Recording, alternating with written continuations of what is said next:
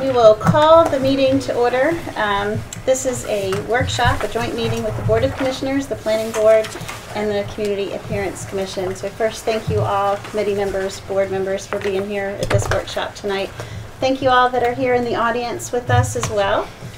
Being that this is a workshop, this really is a working session of these three entities. But we do have time that's set aside on the agenda for public comment as well.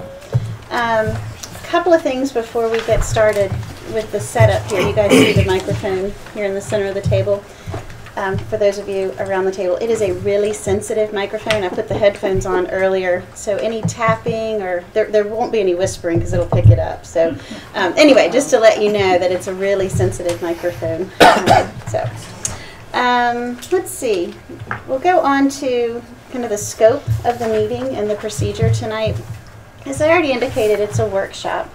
And one of the things that came up and kind of brought us here tonight, for those of you who were either in attendance at the December meeting or followed it, there was a lot of discussion. This was on the agenda. This amendment was on the agenda that night to be considered for action by the Board of Commissioners.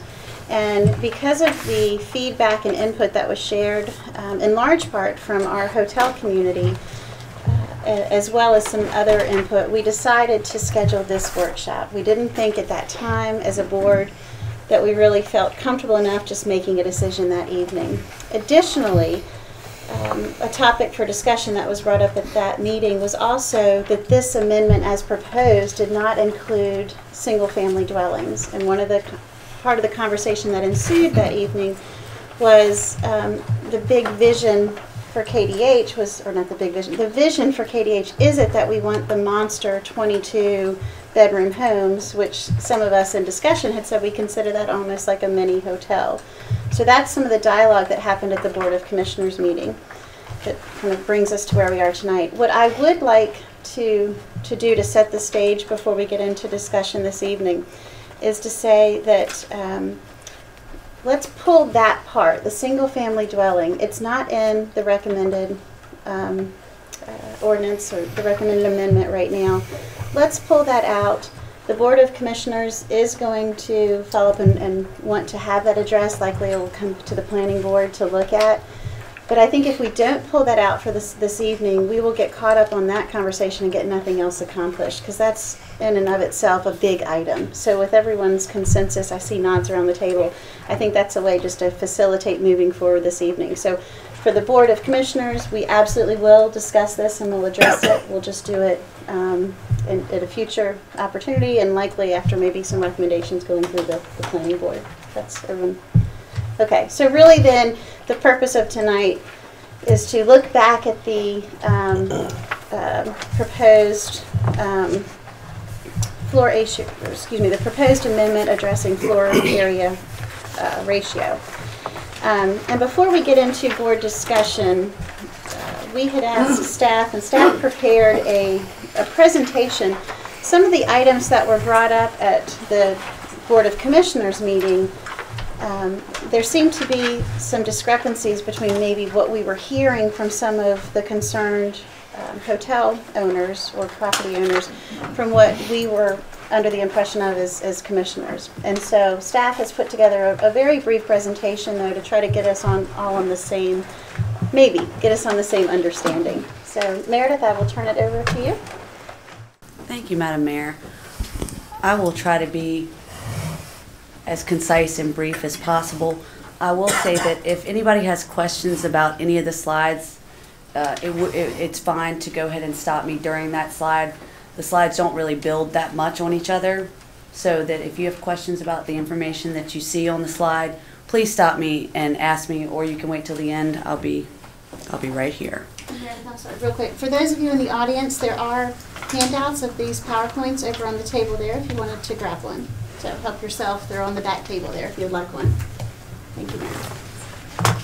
Just to do a little bit of background and fact finding, the floor area ratio definition is a tool for regulating the floor area ratio is a tool for regulating the structure's bulk or size.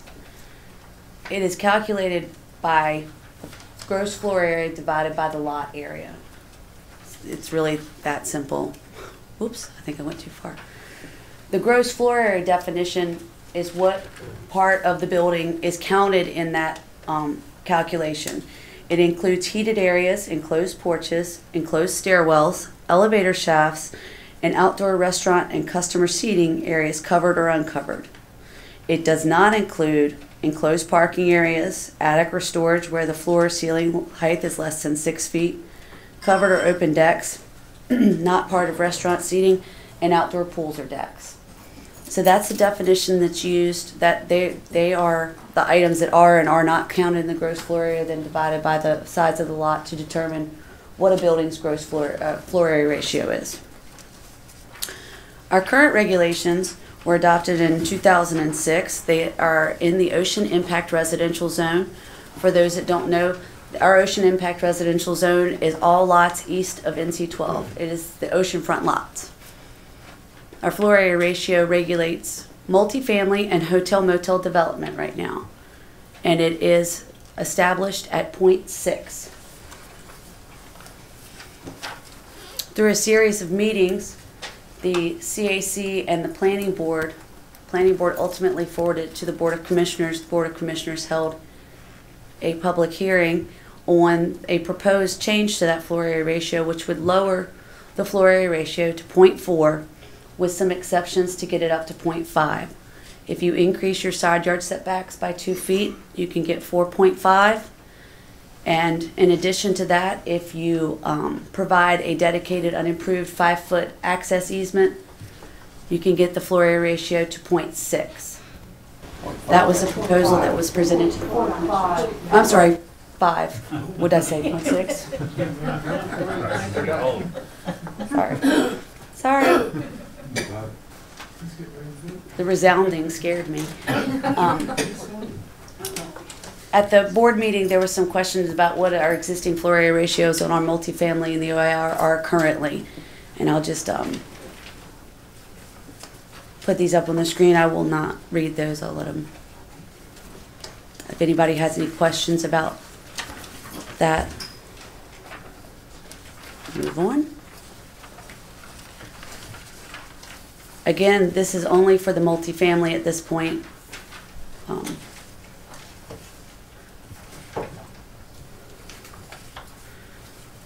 The next slide addresses the existing hotel floor area ratios for our existing hotels in the ocean front.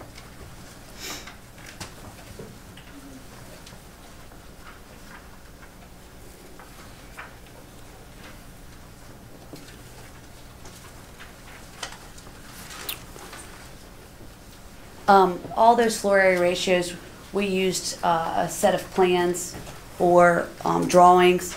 Additionally, just on top of that, Ben Cahoon, who was the applicant for the change to the floor area ratio back in 2006, submitted a summary of the floor area ratios of existing structures. Some of the names have changed. I'm sure that y'all can probably figure out those name changes, but they match what staff has come up with also. So it's just a little second glance and a double check on some of the floor area ratios that the staff has presented in the past.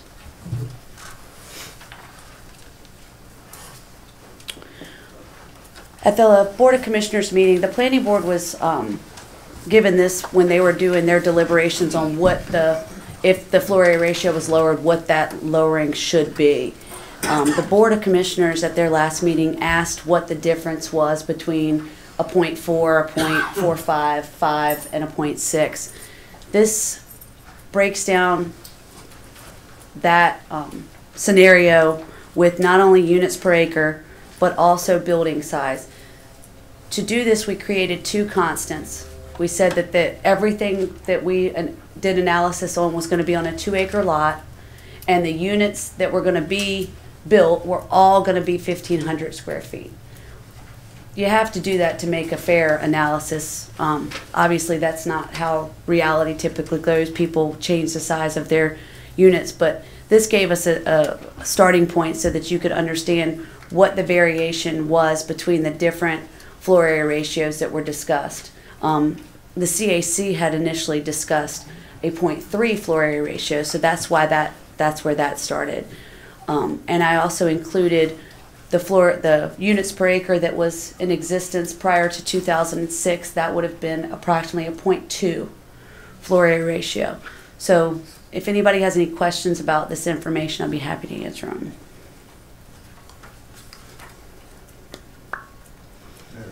I've got a quick question. Just looking down these, Wellington by the Sea has a high ratio, but just looking at the building, I'm curious what causes that. There's not much in front of Wellington by the Sea. If you follow our setbacks for CAMA as to what counts as part of the lot, the CAMA setback is the rear lot line, is the setback. And that line is actually probably a little bit in the middle of Wellington at this point. If you look at so that CAMA line the area of land behind, on the east side of the building varies over time, and there's not much on the east side of Wellington at this point. So do you think their lot size has actually decreased or not? Absolutely. Thank you.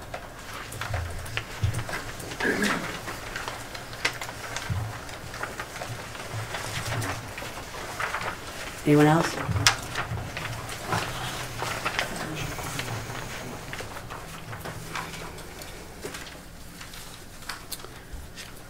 A big part of the discussion that happened at the Board of Commissioners level as to what the floor area ratio applied to and what it did not apply to.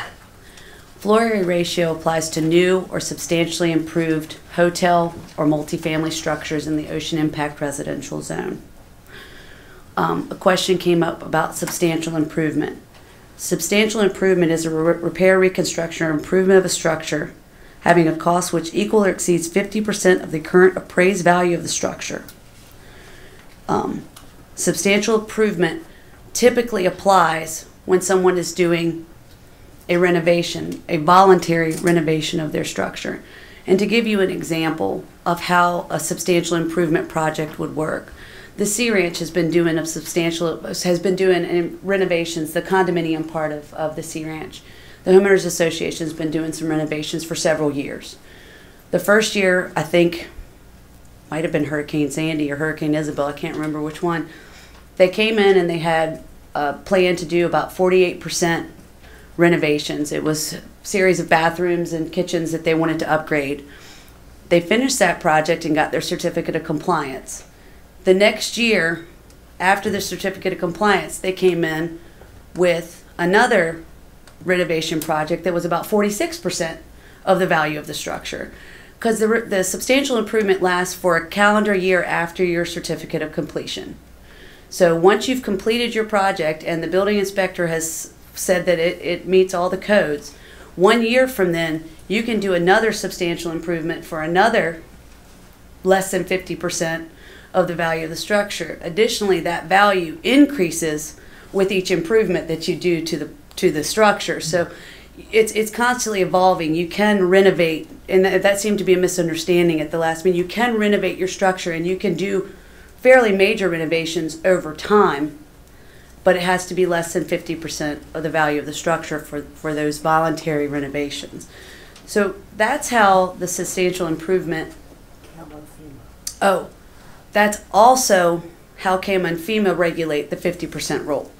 So if you're non-conforming for National Flood Insurance Program or for the Coastal Area Management Act, you can still do renovations up to 50%. They also have the 365-day calendar year for those renovations. So it's kind of like a conveyor belt. That's what we tell people. It's like a conveyor belt that each project you do adds up, and every time you get a certificate of compliance, 1 year from that, that falls off the conveyor belt and you can start a new project.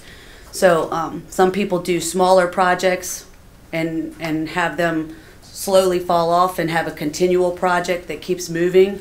Some people do like the Sea Ranch did, and one winter they did 47, 48%. They left in a couple for contingencies because it has to be audited for the National Flood Insurance Program. And then the next year they did another big project because they wanted everything done in the winter. That's not how people choose to do it different ways. But that's how the substantial improvement works for not only our zoning code, but for our state and federal regulations that our oceanfront houses are under. Not just oceanfront, but structures are under here. Are there any questions about that?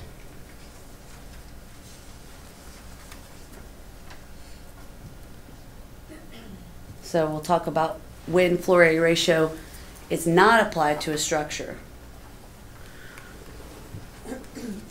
In our zoning ordinance, we have an existing structure that does not meet current code or is non-conforming, that is damaged or destroyed by a natural disaster, can be rebuilt to 100% of its current status,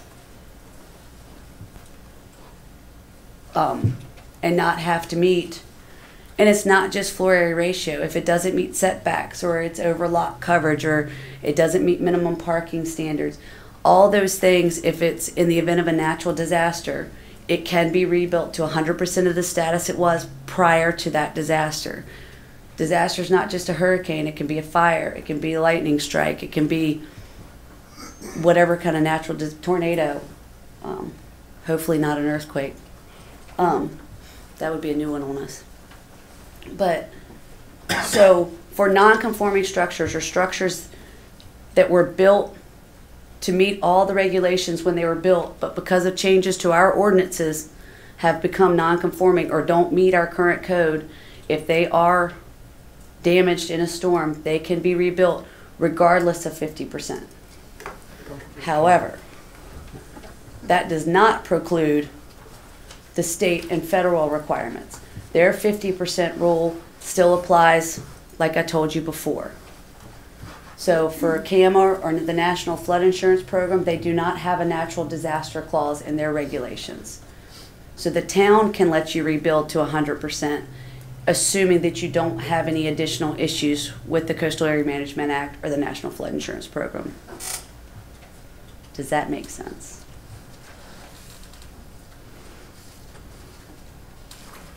Moving on. Additionally, at the Board of Commissioners meeting in December, there was some talk about the land use plan. I pulled some items out of the land use plan that simply tried to give some sort of notion as to, in 2007, realizing that the plan went out prior to the floor area ratio being implemented in our town. So there's no specific questions in our land use plan survey about specifically about density on the ocean front or floor area ratio, because it wasn't an item of discussion at the time that the surveys were mailed. Does that make sense? So I tried to pull out some items that simply talked about the like or dislike or too much or not enough of the commercial and residential development within our town. The first slide indicated that 49% of the respondents believe that there is too much commercial development. Doesn't specify on the ocean front. And 45 felt it was about right. 51 felt residential development was about right. The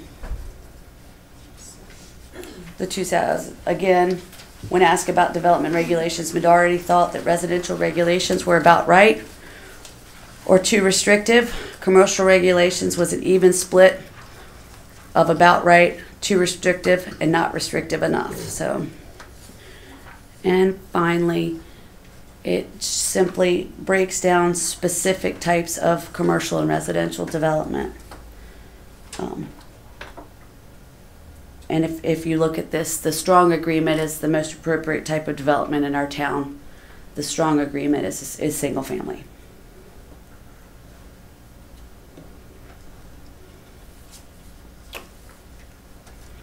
Again, there was no specific questions about density. So I'm sorry, I can't pull that information for you. Meredith, excuse me, the land use survey prior to this one Yes, sir. did have something on density on the ocean front, I believe. I would have to pull that. I don't have that. I think it was 87% of citizens said they did not want to see increased density. I know that both of the land use plans have very specific things about height, but I would have to check about the density on the ocean front. Thank you, Clay. I can do that for the board at a later date. I can get it out to everybody. Did anybody have any questions about my slide or questions that I did not cover in my slide that you still need answers to? Does anyone have any questions for Meredith at this time? Meredith, can you give, just to clarify, I know it didn't have anything to do with the FAR. You said that the commissioners meeting is kind of a separate issue, but for the 100% rebuild in the event of a natural disaster, it's a town ordinance. It is. But then at that point, you're subject to state rules on CAMA, wherever the erosion rate is and your setback is at that Right. time, and then FEMA. So Correct. if the flood rules change, you got to address something like that. Correct.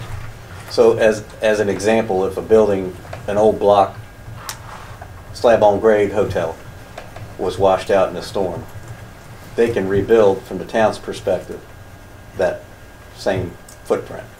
But from the CAMA, they're going to have to evaluate their setbacks to the ocean, how close they can build to the ocean. And then FEMA, if the flood zone is changed, may say your first floor has to be elevated up 10 feet. And an example of that was in Hurricane Isabel. The first floor of the Sea Ranch collapsed. Completely collapsed.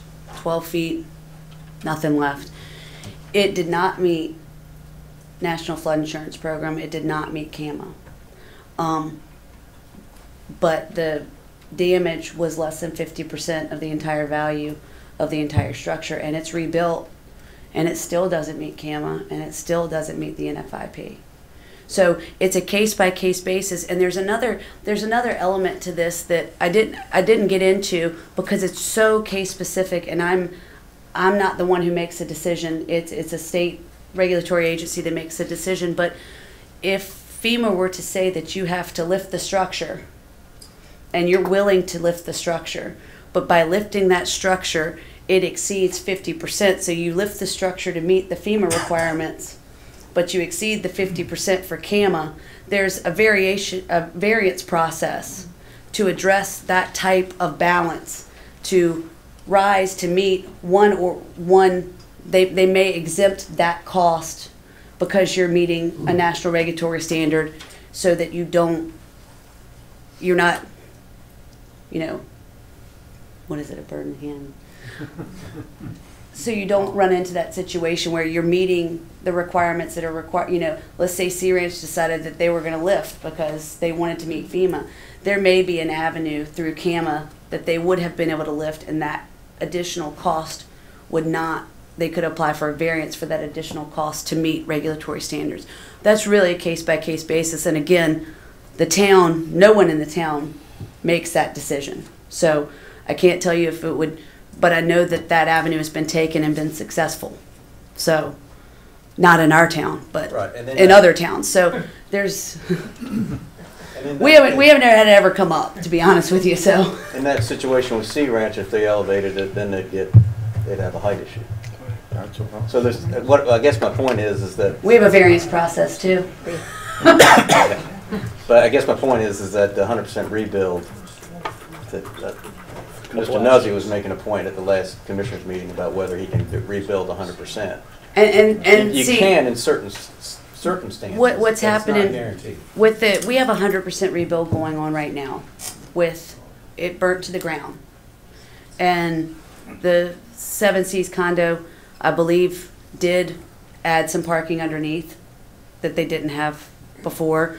They moved it back to meet CAMA requirements, but they still got to build to 100% of what they had for the purposes of zoning back. They just had to modify, but it was 100% gone. I mean, so it's moved westward and its rate elevated, but it is exactly the same number of units and everything that it was when it burned down. But to what extent could you actually, to what extent can you modify? I mean, you say you could rebuild the same thing, but like you said with your example of Seven Seas, what extent can you modify that? As far as for the town, that's going to go to the planning board of commissioners, and the town's going to work with you in any way possible, because that's our rule.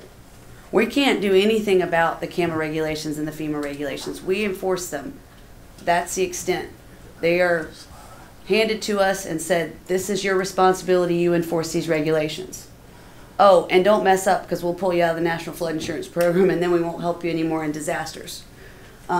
So that's not something that we have the ability, but as far as the 100% reconstruction, I mean, 7C's moved a little bit to meet the camera regulations because we're not going to preclude them from, Greg wants to say something. Jeff, what you do is you can't make it more non-conforming. If you've got a non-conformity, you can move it away from the ocean. You can't make it higher. You can't make it encroach on the side yard setback anymore. But if you had a small encroachment, we could live with that. That's the way the ordinance is written. That's the way our non-conformance ordinance is written. But you could move the pool, you could change the stairwell or something like that. Oh, yeah.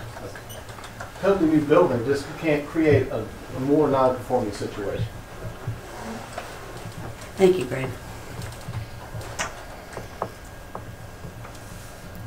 Any other questions for Meredith or Greg? Okay. Thank you very much. That was helpful. Next is really the time set aside for us to have board discussion or boards committee discussion. What I'd like to do, though, now that I think everyone's here, is for the sake of everyone around the table, I don't know that everybody, I don't want to assume everybody knows each other. So what I would like to do is you could just introduce yourself so the different committees that necessarily don't interact would have an opportunity. So Sheila Davies. Chris Merrick.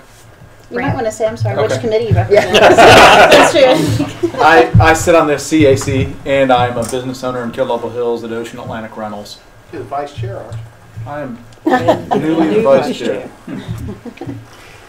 And I'm Brandy Rebut. I'm on the Board of Commissioners.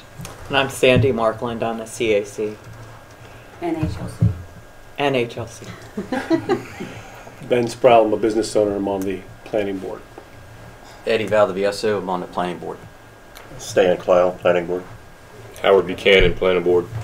Chris Shea, I'm on the planning board and the CAC. Skip Jones, I'm on the CAC and newly appointed to the planning board. Sue Kelly, CAC. James Almody, planning board and CAC. Melinda Mogowski, I'm on the CAC and I own a small business in Kill Devil Hills. Travis Appleman on the Commissioners. Michael Midget, Board of Commissioners. Mike Hogan, Board of Commissioners. Great. Thank you. And again, thanks everybody for being here. So really this is the time to kind of open the floor for discussion. This has been through now several times around the CAC, been to the planning board and vetted. I know you guys packaged it and prepared it and sent it up to us, and then we kind of put a halt on it to come back to this forum based on some of the input that we have received and citizen input, business owner input. Some of, I think, our discussion, Meredith had tailored her presentation to touch on some of the topics that we specifically addressed as a Board of Commissioners. But I kind of now just want to open the floor up for discussion on what you think. Again, back to the amendment in front of us. So. Yes, Chris. I'm Chris Shea, and as I said, I'm on the CAC and the planning board. And the CAC started this. Clay Richardson was on the CAC at that time, and he brought it up for discussion. And we discussed it numerous times, pros and cons, back and forth. And basically, some of the thought process that went into it was that when the FAR was increased a number of years ago, there were a number of people on the planning board and also in the public who did not want the FAR raised, but the Board of Commissioners raised it anyway. And we also found out that to lower the FAR was not really going to have a detrimental effect on existing businesses. They can rebuild and all of that. And we are, the CAC is to look out for the appearance of the town. That's our job. That's our only job. And it can get kind of messy sometimes. Yes, the town gets messy, but our issues get messy.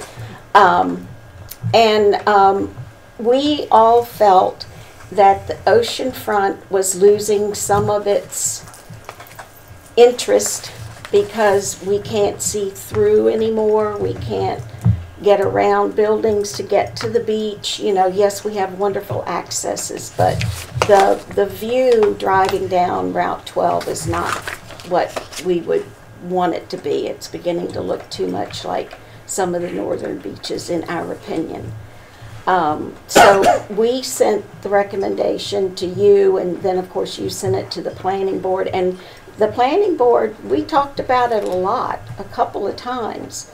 And we decided, you know, that it was, I don't remember what the vote was, but 4-1. It was 4-1? Thank you. Oh, Eddie would know that. Yes. And I didn't vote. But anyway, you know, but we didn't go, the planning board reduced the FAR, raised the FAR from what the CAC suggested. And I am in complete agreement with what the planning board has suggested at this point in time. But we have it has been discussed on numerous levels, and in between discussions on both boards, a lot of us have talked to builders and have talked to neighbors and that kind of thing. And I know you're going to be surprised. Most of the people I talk to are very happy to see that we're considering lowering the FAR. Thank you. Thank you. Yeah, I want to point out also that Clay was on the planning board when this came about in 2007. And the planning board at that time voted 6-0 against raising the FAR. And the public, for the most part, as far as we could tell at the time, felt the same way. And in spite of that, it did get raised. And technically, there was no FAR at the time. It was creating it, right? Yeah, well, they created it, right. It was created. Before that, it was 6 units per acre. Right, exactly. And that was the consensus then with the public, and I believe it's still basically the same now. And the planning board, although they didn't go along with what the CAC recommended, they obviously feel like in the majority that it should be reduced to a more reasonable level. And I obviously agree with the proposal that they put forth. I originally wanted it to be lower, but I mean, I'd be perfectly happy with the way it is now, the way it's presented. I just came back from a trade show in Myrtle Beach. We spent 3 or 4 days down there, my wife and I. I know there's certain circumstances that you can never look like that with the 16-story building we stayed in. But it gives you an idea of sort of what could happen if you just look like, even without the top floors, you can't see anything because they just take up the parking's across the street, which is a good idea. But it kind of gives you a fresh perspective on what things can look like if something like this isn't, in my opinion, fixed, because I think it needs to be fixed. Sue, just let me add a few things to what Chris has said. Obviously, we believe the FAR makes much more sense than units per acre. I never did really understand how that could work very well when you don't define what a unit is. Speak up a little bit, just up. Okay. I think in the back they couldn't. Oh, okay. Anyway, we think the FAR is certainly a better choice than units per acre, especially if you don't have a definition of what a unit is. That leaves kind of a wide possibility there. But I'm going to say something slightly different from what Chris said. We are the Community Appearance Commission. However, everything we've ever done has recognized that pretty much everything in life is a balance, that nothing exists in a vacuum, and that we're a great group with a variety of interests and knowledge bases, and we recognize why this town exists, where its income basically comes from. And we don't have any desire to do anything that would significantly impact somebody's ability to earn a living and or provide a service or a need for the folks who come here. So it is a balance, which is why I was okay when we originally talked about 0.3 and then it became 0.4 with a possibility of becoming 0.5.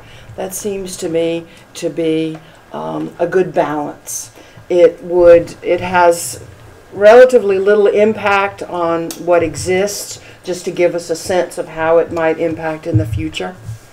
We don't want to restrict people, as I said, from being able to do what they need to do.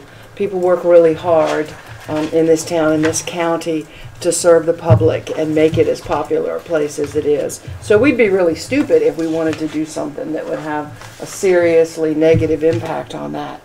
I grew up in Virginia Beach, and I was a little kid when Princess Anne County became part of Virginia Beach. And they just sort of went crazy. 11 people sit on the city council in Virginia Beach. And basically they have chosen to build just about anything that anybody wanted to build. And I don't have to tell you, there's some issues. It's a great place to go. It's different from here, and I'm glad of that. But it's full of a lot of things.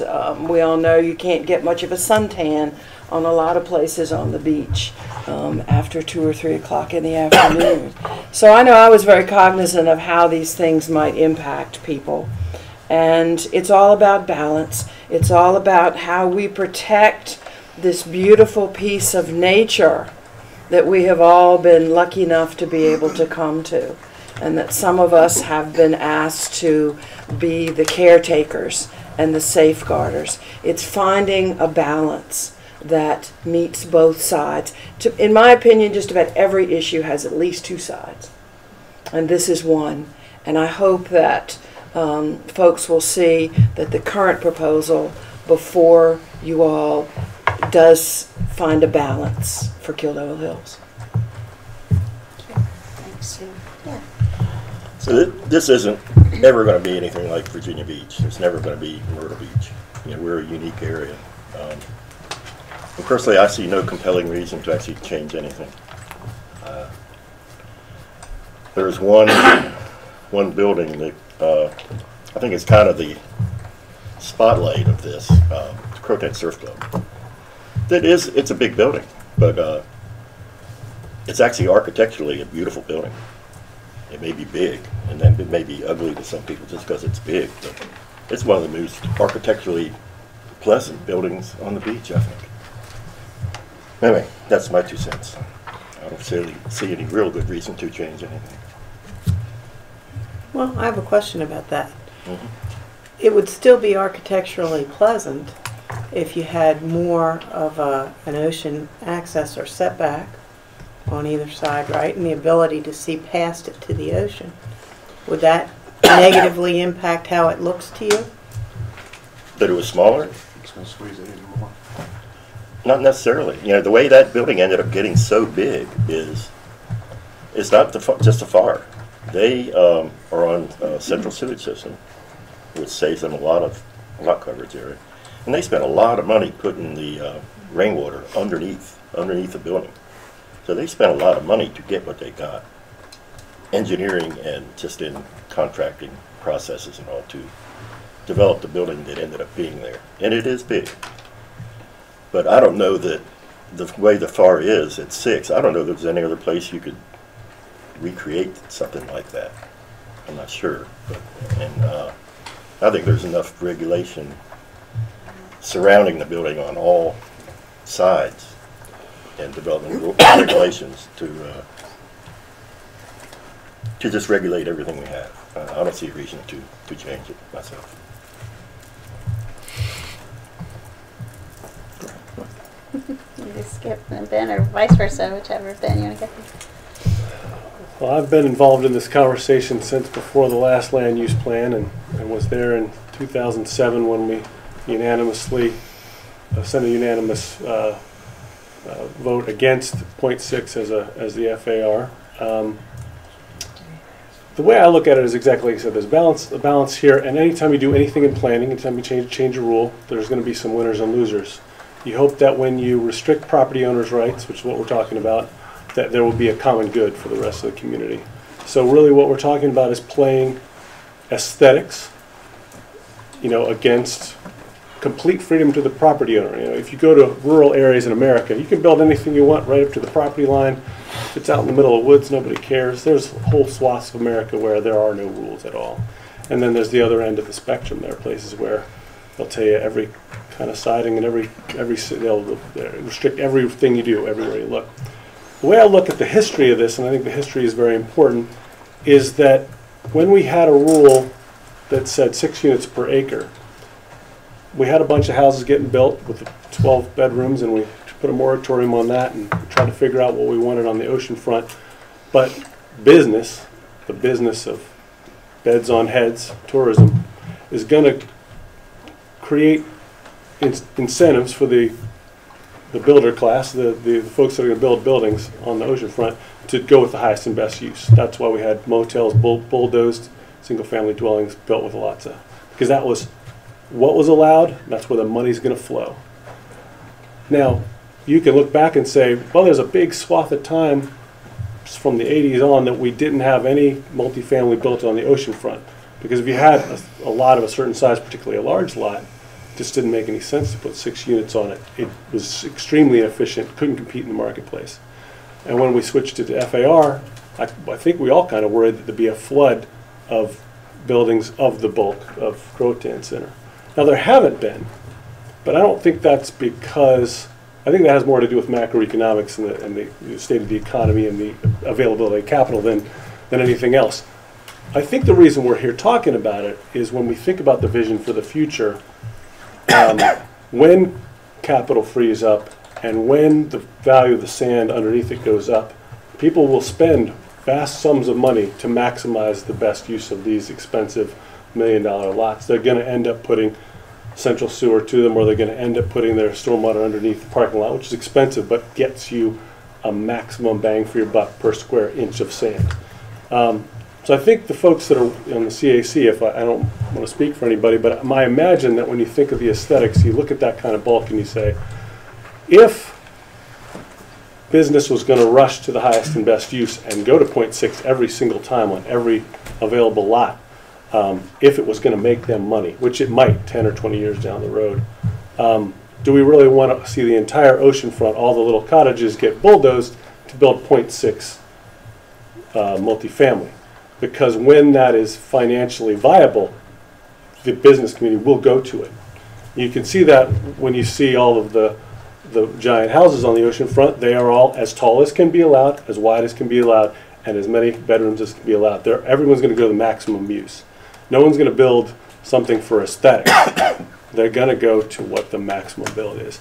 So while this might not be a problem and might not show up 5 years down the road or 10 years, everything will be much more contentious 10 years down the road. If you tried to tell a bunch of property owners that they couldn't do this 10 years from now, they would be screaming a lot louder than they might now, because it's not really a financial viable option in many cases, some cases certainly. So when I drive up and down the ocean front in Florida or in Georgia or any other place where they have varying ideas of rules on the ocean front, I'm always impressed when I see development that has lots of space between the houses, that has low ratios. And just to circle back, I wanted to say something about the math. When we had 6 units per acre, nobody did anything. Not a lot of people went through the door in the last 7 years, but mostly for economics. That said, when we said, all right, well, we haven't had any development in this area, and some individual developer came in and said, I got this idea, FAR, good idea, 0.6, not a lot of agreement on that one. That was because they had an idea what they want to do with a specific site. We're looking at the entire ocean front. Now, what we did in the ocean front is to said at that time, the commissioners, who were an entirely different set of commissioners at the time, voted for a 0.6. They essentially, if you look at the slide about how many units you could put, if they were 1,500, if they used that sort of cookie cutter idea, you basically tripled what you could build on your lot. We basically gave a giant gift to anybody who had a giant lot. Suddenly they could do 3 times as much. And then they probably would have, except that we had an economic downturn. Croatan Center built right beforehand. We paid the economic price probably. I don't know any of the background of that. But anyway, what we're talking about is, in moving back to a 0.4, is essentially cutting in half what you can do in terms of square footage on a lot. That's probably not exactly true. From 0.6, if you had a 100,000 square foot lot, you could build a 60,000 square feet of floor area. And you should go back to 40,000, you could see that's going from 60 to 40, that's 20,000 less. It's cutting it down by a third, I guess, right, a third. If you go backwards, it's doubling if you go up. So we tripled on the way up. We're talking about going back by a third. But we give them this proposal, which I like even better than just the plain old 0.4, has some bonuses because the developer does have the opportunity to not lose a third, but only lose a sixth. They can go to a 0.5 FAR if they give us an easement on the side. The community gains an easement on the side. Now, 5 feet doesn't seem like a lot, but that's what we're talking about gaining. We don't have an opportunity to gain an easement any other way in the code currently, but if this were to pass, the developer would, compared to the 0.4, be able to build 25% more square footage. Makes it a lot more economically viable, and the community wins because they have 5 more feet that they can see to the ocean, and the public might be able to get there on foot in an area that, you know, we've all been to certain parts of Kill Level Hills where you say, well, I want to go visit my friend down here. We have 19 beach accesses, but there's some stretches where it's close to a mile where you can't get to the beach. So any place that there's a large lot that's going to be developed, having some access there is valuable to the community. And here's something that doesn't really cost the taxpayer anything. If the taxpayers wanted to say, I want to buy 5 feet of oceanfront, 200 feet deep, that's a $1 million walkway, right? You know, $500,000 anyway. And they're not really for sale in that size. So I think that's a win-win. I think that commissioners, when you talk to the public, you'll certainly find some people who own big lots who wouldn't be happy with this. But if you transport them back to 2006, this is a big jump forward still from 6 units per acre. It does make for a product that's economically viable. Not a lot is economically viable right now because of the macroeconomics, because of the demand curve, because of a lot of things that are outside of our control.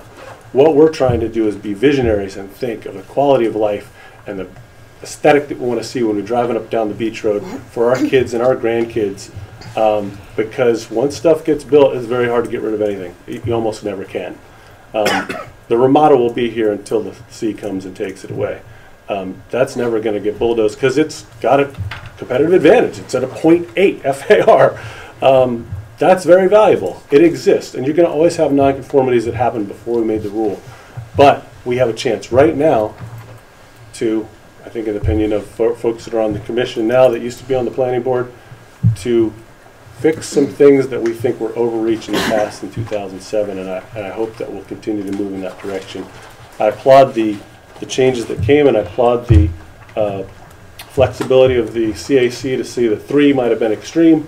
That brings a few more people under the tent. And like I said, there will be some complaints, but I think the common good is greater than what we're giving up. That's my 2.5 cents. Skip. This discussion, when I first got involved, was actually back with the stakeholders group, and we actually looked at it then. We were saying, well, maybe we bring them in a little bit, but let them go up a little bit, and we had a big knee-jerk reaction about, oh God, don't let them go up another floor, and that could be 100 feet and all that. But then, and our goal here at the CAC was not to decrease square footage in motels or any of that. From my point of view, our goal was to increase the sight lines between the buildings because that's what's looking so bad. And a lot of this is my opinion, but when you've got building, and they're as tight as they are now, as tight as they can be, you know, that's not what we want to see when we ride down the road. And you know, personally, I'd rather see them go up a floor and bring them in even more than 5 or 10 feet. That's just my personal opinion, but you know, it's just looking like wall to wall. You might as well build a mall down down the ocean as far as I'm concerned, the way it's going at this rate. But anyway, that's my 2 cents. Thanks. Any comments? I'd like to say one thing. There's nowhere in Kidderville Hills where you can ride down the beach road and see the ocean. Amen. Well, run north KH you can. But Yeah, because there's no dune. It's You can see right the there. sky, though. Yeah. I just wanted to make that point. You cannot see the ocean from the beach road. Point. They're on a real tall boat. You can walk on the beach and not be in the shade at 3 o'clock in a lot of places. So. Well, Ken at the Sea Ranch. The height and their setback take care of a lot of that. yeah. It's some parts of town, there isn't much of a beach.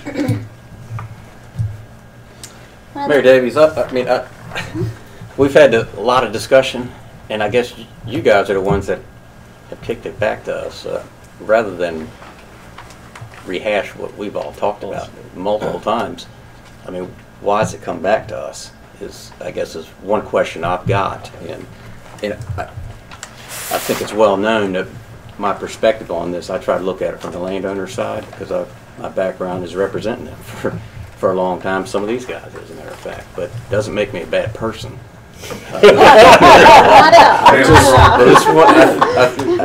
I tend to look. He made a point, Ben did, which he was for 0.3 there initially, about what's it going to look like for our kids and our grandkids, etc. Well, what if you own that land and you're going to pass that on to your kids and your grandkids? You've got to look at it a different way. And the elephant in the room here is that there's bad feelings about how this got passed before, and this is a way of reining it back in, some little bit in here. I don't see. I think Commissioner Hogan hit the nail on the head at the meeting when you can see we're trying to fit the square peg in a round hole, and we're working very hard, everybody, with PowerPoint presentations and a lot of things to try to make this thing fit. And we can't quite make it that zinger to public health and safety to make sure that this thing goes through the way it is. And what Commissioner Hogan mentioned in that last meeting was, this is an issue the CSE brought up about appearance. So, and as I understood it, their objection is to the bulk of the structure. So we're talking about aesthetics, which is a subjective thing on how things look. I agree with staying on those items. But it doesn't, everybody's talking about building from setback to setback. It's because they can. It's their piece of property.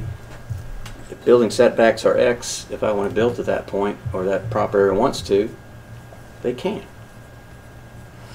They're not bad people for doing that. That's the nature of it. Well,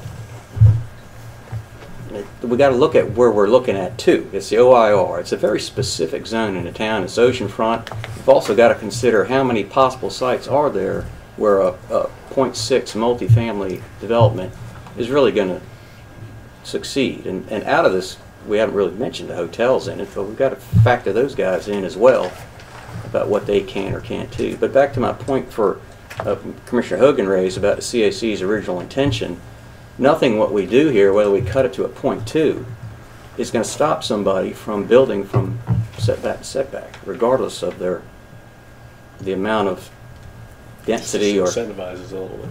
Maybe, but if I want to go in there and build from side to side, I can do that, and it still has that block of the vision that people are trying to look between private properties, and I don't see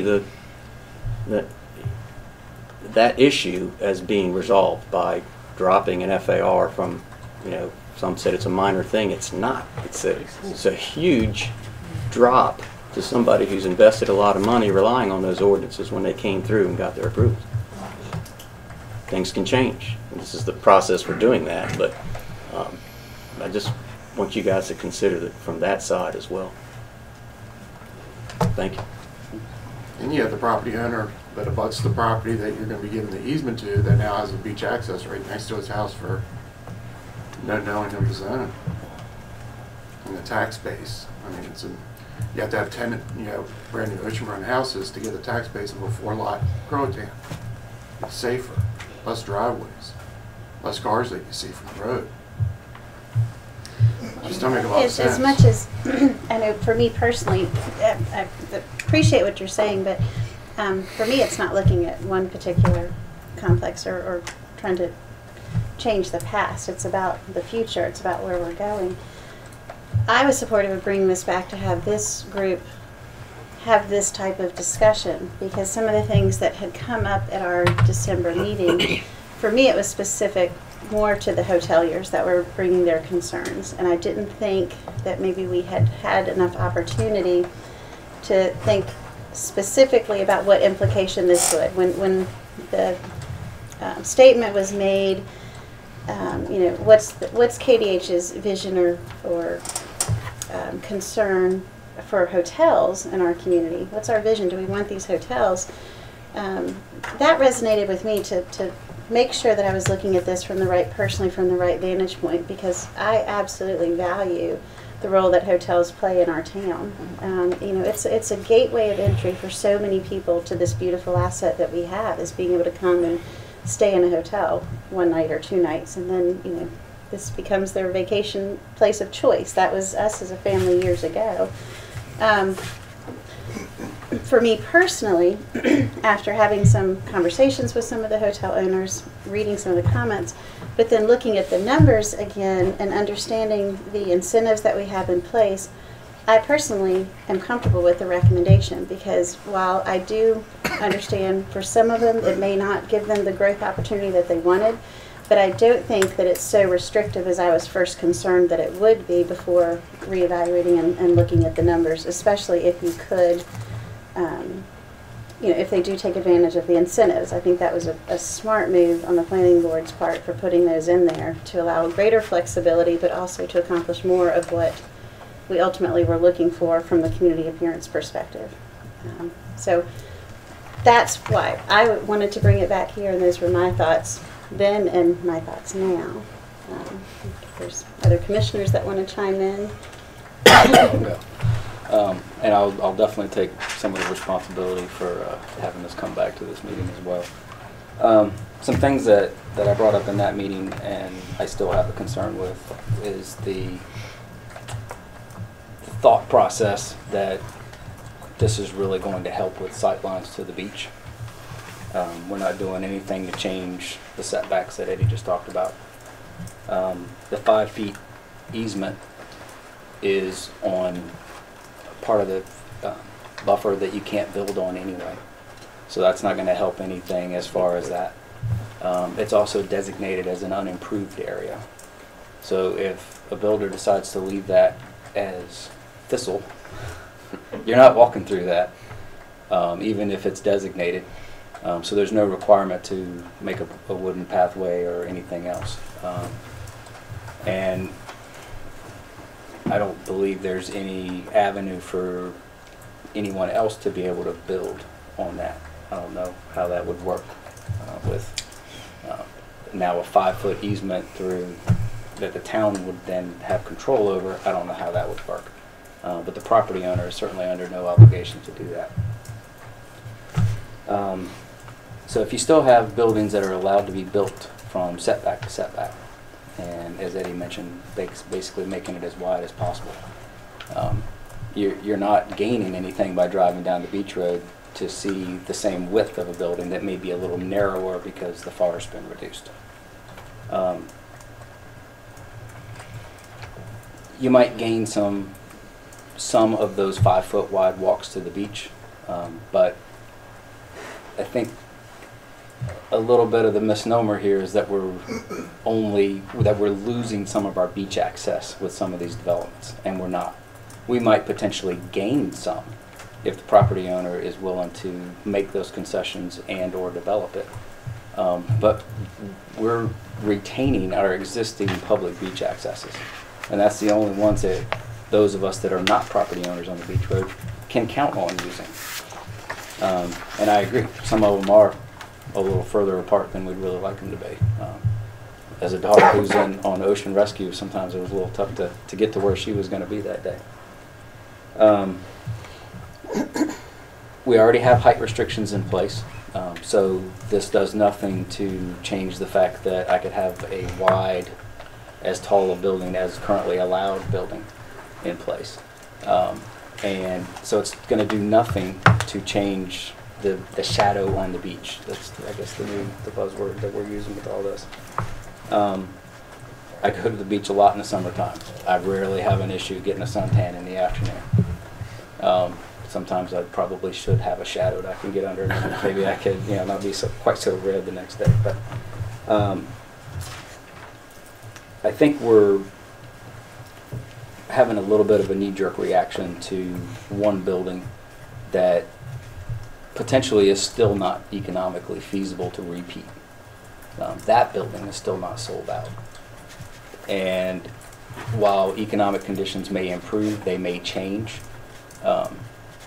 It's going to become more and more difficult for someone to buy a group of lots and then do a development that's going to be of similar size as what the Croatan Surf Club is currently.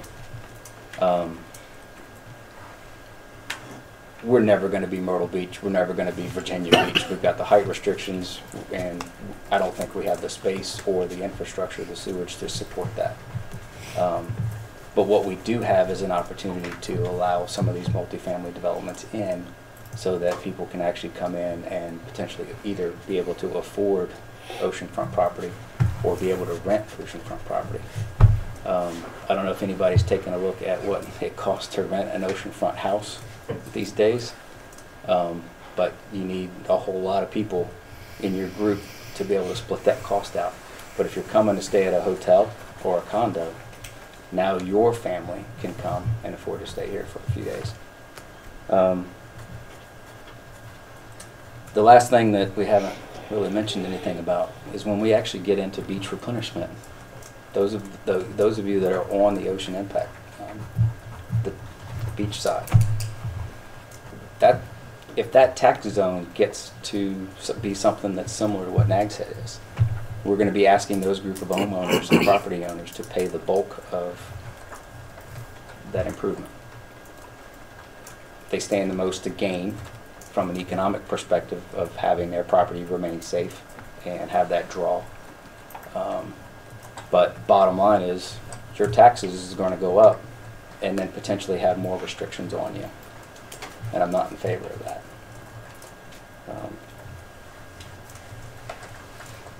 I think if we truly want to improve sight lines between, we can start looking at setback changes.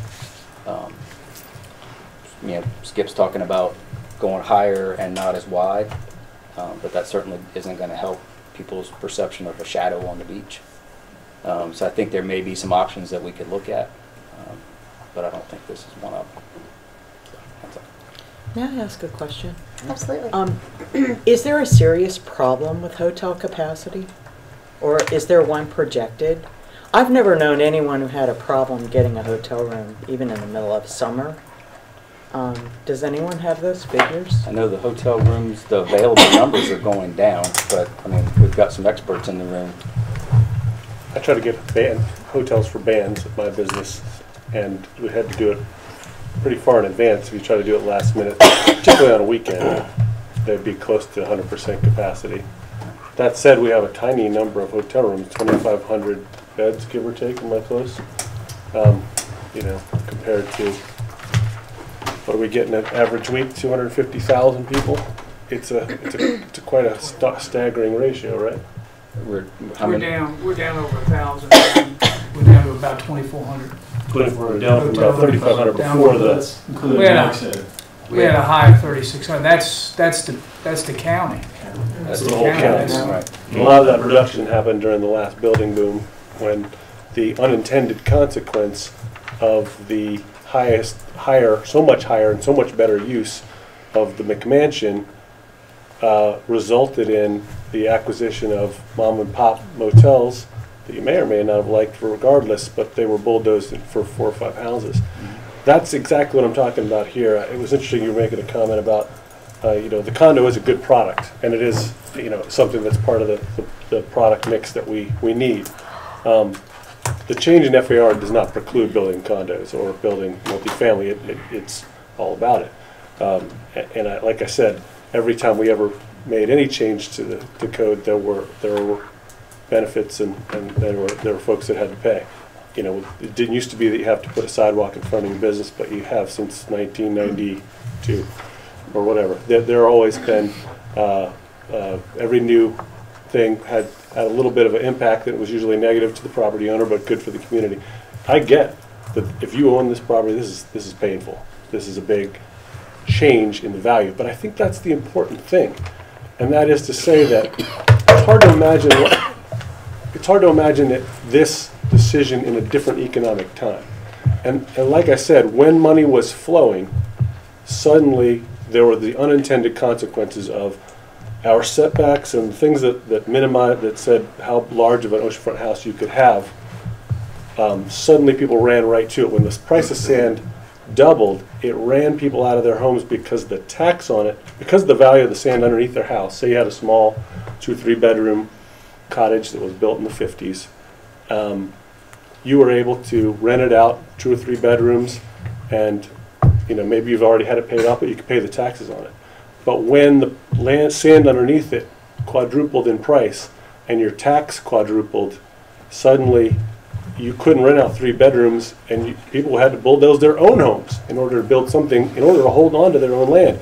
It was a terrible thing to see, and I think we were all scrambling back then to try to figure out how do we stop this from happening,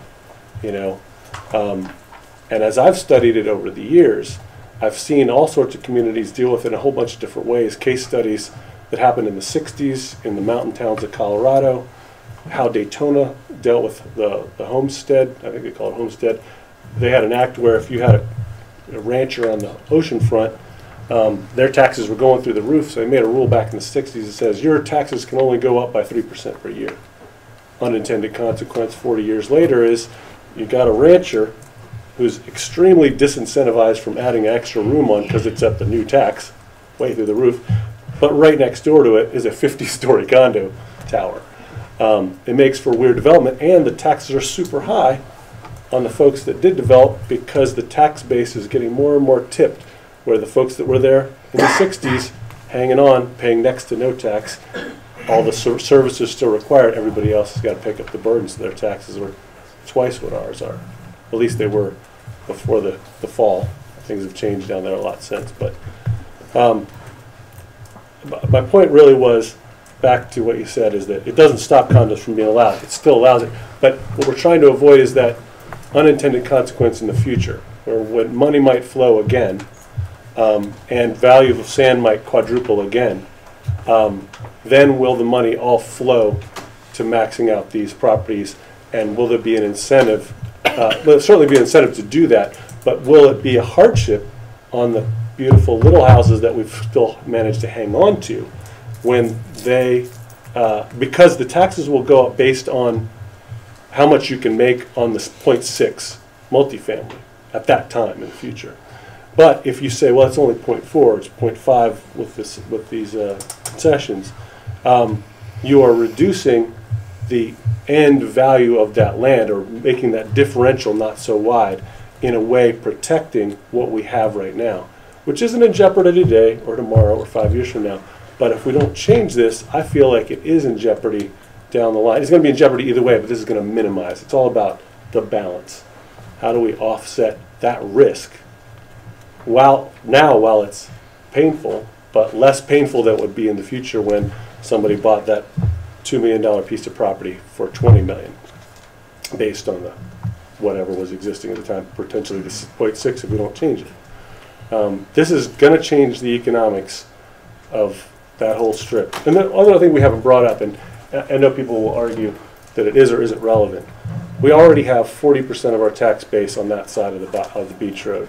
And the more that it tips to higher and higher percentage, the more we're at risk for sort of catastrophically destroying our economy in the sort of 100-year storm scenario.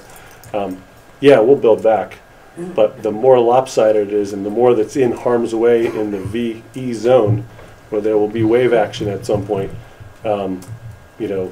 that's a concern for some. I can make the argument on the other side too, so I don't usually make that argument. But I just wanted to throw it out there because I see where people are coming from with that one. But you'll find that the more you know me, you'll see me argue against myself.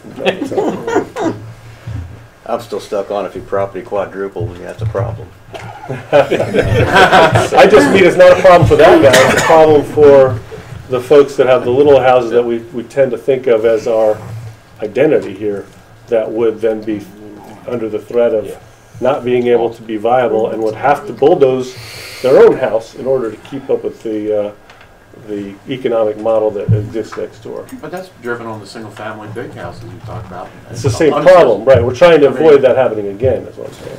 It's going to be really, really hard to do. I mean, it's just a fact of life with evaluation. I mean, supply and demand. We've got one of the best beaches on the East Coast right now. I think all those demands about the McMansions will come back when money flows as well, and we haven't figured out how to fix that. That's a challenging topic for another day. Another topic Yeah, for another that whole day. thing's another. Yeah. But it really is. You got to look at all the moving parts, though. Again, we're trying to manage the unintended consequences as much as anything. But their land's valued the same. I mean, you gotta. No, I think people would pay more for the land if they could have more income. Let's bring it back here so we can be mindful of time. Sorry. No, just bring it back in here. Any other? I understand completely that this is still allows condos, so don't get me wrong. My point is that if a lot, the sand underneath the house does double, quadruple, trying to find 2 or 3 of those lots in a row that you're now going to pay a hefty premium for and then try to build something of whatever magnitude is going to become even more difficult to do, no matter what the economic climate is. We've eaten up most of our old mom and pop motels, but they'll still be on the chopping block. I mean, that's just the nature of. I mean, you can't dictate what someone's going to do with their lot. I mean, if they or want to do with their lot, I should say. But if what they want to do is more valuable, though, it's more valuable. I mean, the brass tacks of this is, if you own one of these lots, this proposal technically makes your lot have less potential value. And they have a right. Anybody who owns it have a right to have a problem with that. But that's the nature of the beast that we're trying to wrestle here, is how do we balance that pain against the gain for the community? I mean, one of the things that I tried to do, coming up with my thought on this, was put myself in this position. And I'm in Ocean Acres. My house is built to the max that I could do. I mean, you want to maximize the value of the land that I paid a premium for so that I could be on septic and still paying a premium for. But it's only magnified if you're on the beach and you want to either have the rental income or you want to have that dream retirement home. And if we're talking about a hotel or a condo, some folks won't be able to afford a single family, but they can afford this. I mean, I'm with Stan. I don't have a problem with the aesthetics of Croatan Surf Club. I think it's too big, and I still miss Quagmires. But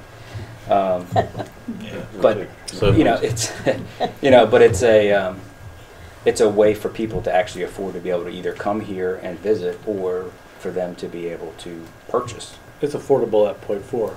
That was my only point. Potentially, yeah. But you also pointed out that that particular project is not sold out. Mm-hmm. So obviously there is no huge demand by retirees for that type of property. So you might people who want to rent it out either. Right? They're not trying to sell it. They're not trying to sell it. It's not on the market. They're trying to hold. Right. So I mean, don't read me wrong, but I think the fact that isn't sold out for whatever reason is going to potentially play into somebody else's business case on whether they're going to try to repeat that same type of building. My whole point is restricting somebody that's paid a premium for those type of lots and what they can truly do with it. And my whole argument here is to just provide a perspective on it's not going to change sight lines between buildings. It's not going to allow you to get more visibility of the beach from the beach road. It's just bulk. I think those are good points. Right. So that's all. Anyone else have anything? You know, I really don't remember seeing the beach when I was a kid in Kettlebell Hills riding the bus. I mean, I could only ever see it in Kitty Hawk, so I don't really know what you guys beaches you're seeing. You know, that's why I was just a little confused on that. You know, it's still. I like the concessions. You know, I like this, but you bring up a lot of good points, and I'd be pretty annoyed with my elected officials if I bought a piece of property and I was holding on to it and I wanted to sell out and make millions, only to find out that now I'm only going to be 1 millionaire instead of 10.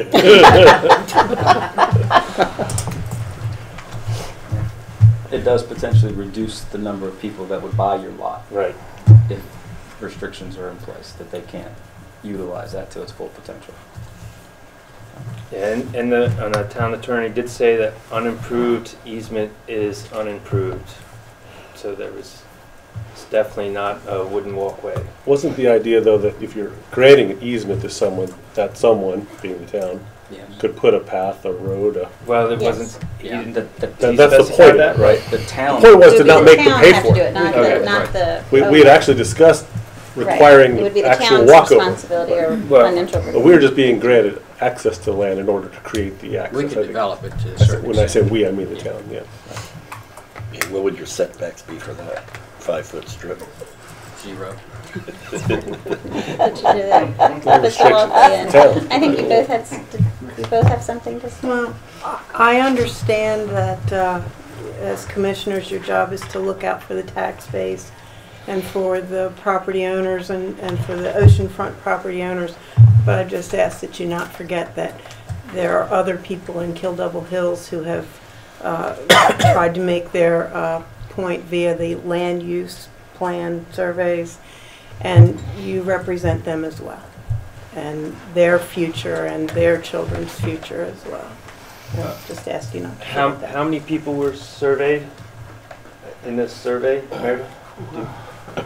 All our, maybe you said all the taxpayers in 2007. It was a very robust Our statistical land use sample, as I survey recall. was sent out to over 6,000 people, and we had about, what did we say?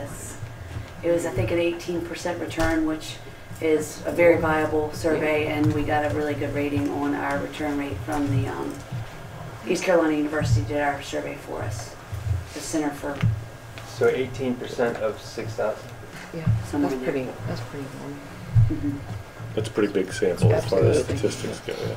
So using It was A lot less than that vote. Yeah, that's true.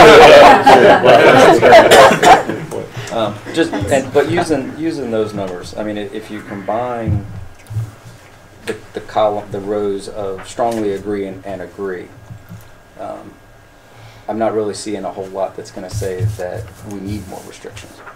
And condos, townhomes, and apartments are appropriate. I mean, 11 is strongly agree and 51% agree. So I mean, that's 62%.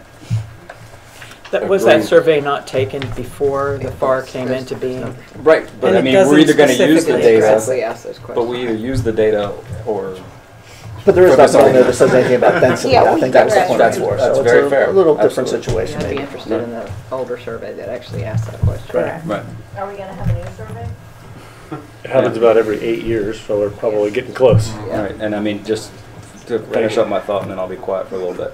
Hotels are appropriate is 9 strong and 55 agree. So I mean, 64%, favoring the hotels. And I mean, those two lines are the ones that we're trying to focus on tonight. The previous land use plan was much stronger on all these. Some of the questions were, in hindsight, better for this argument, but just like I said, we didn't use the word bulk in that survey because it wasn't a topic at the time. Right. James, did you have a comment? Well, I don't have. I think everything's pretty much been said. We keep talking about whether we could strike a balance. Try to make everybody happy, and generally that never happens. But, you know, I think depending on what side of this issue you're looking at it from, you know, you're not going to be happy. 100% happy. It's just not going to work out that way. So then we have to try to work out a number that seems to be somewhere in the middle. And I think that, you know, the number that they came up with, you know, the 0.4 with the incentives, I think is at least somewhere in the middle of that discussion. And I think, you know, I think it's a pretty good idea. And I'm going to say ditto on that and just reiterate the fact that I want to say ditto pretty much on everything Ben said as well, just because I feel like as a commissioner I need to probably say something. And also, I wanted to bring in the fact, and because I don't think this was actually said, we've talked a lot about the fact that it's going to devalue the property for anybody if we bring this into play. But what I don't think we've actually said is the fact that in 2006, when we actually put FAR into play, those folks that had that property actually saw their property increase in value. If this is the case here, there was a reverse back in 2006. So, and my guess is, just looking at these numbers, a lot of those people are the same owners. So it's not. Now I know that's probably I may be wrong on this, but I'm guessing that it's not. There's not, you know, 75% of these people that have gone out and purchased this property between those It's a two. small handful. Yeah, so. It's not something that, you know, I mean, we've looked at this, and I know I don't take it lightly, but it's a compromise. And when you do this, my thought on this is again far into the future and looking at what we want Kildable Hills to look like in, you know, 15, 20, 30 years from now even. And no, I'm not looking at 5 years from now, but if the economy does get robust, as we hope it will, it is a possibility that somebody could come up with 4 parcels of land and do, you know, people do crazy stuff sometimes. So, you can offer a lot to those people. absolutely. Talk them out of their houses. Most things have a price. So you just don't know these things. So that's what we're challenged with sitting here. What do we want to? Because I don't want to sit back, you know, 30 years from now, I heard my daughter go, why didn't y'all think about that? So that's all I'm going to say. So, just a quick question. But how does this change the look if you can still build setback to setback? If you've got the 4 lots and you combine those, you can still build side to side. I don't follow how it changes the look of the town. Oh, if somebody wants to be really obstinate and do that, they can do that. But most people probably aren't necessarily going to do this. They're going to be rational with it. They're going to. Wouldn't they get more bang for their buck turning it this way than trying to stay like this? I mean, they could. I'm just asking a question because they can go this way, but when you can only go so much up, and you know, you could do this and not do this, but. Matt, do you mind sharing? Well, yes, you can, but the point of the proposal from the CAC to the planning board to you was that if you were going to increase the floor area ratio to the 0.5, that you would indeed be coming in and you would not be being able to do setback to setback. That was when the planning board, whether they agreed or disagreed with all that was done, when they set whether they wanted the access or the setbacks first, the setbacks was first. And then the access, because they wanted the in, so that they did create the corridors that you're talking about. And when you change the floor area ratio, the bulk of the structure has to change, right? I mean, we all agree that the bulk of the structure is decreased. So it's either going to decrease this way or it's going to decrease this way, but it's either going to be further from the road or it's going to be skinnier. So there is a visual change when you change the bulk of a structure. It's the volume of the space. Right, so it may not necessarily be as much on the side if they do the exact 0.4, but you're going to have more in the front, or you're going to have, so you're going to physically see a change on the property. But just so I'm clear, the 5-foot easement is not something you can currently build on anyway. And that doesn't change the setback of the building from their property. Just That's the why the first thing, the setbacks 2 are feet. first. So to go from .4 to .45, you've got to go in. You've got to go in. And then to go from .45 to 5, you have to grant the easement. So that Don't was tell why you the the order easement, was you've already chosen, given the because 2 feet. setbacks were the most important in the person who was making the decision to send it to you guys.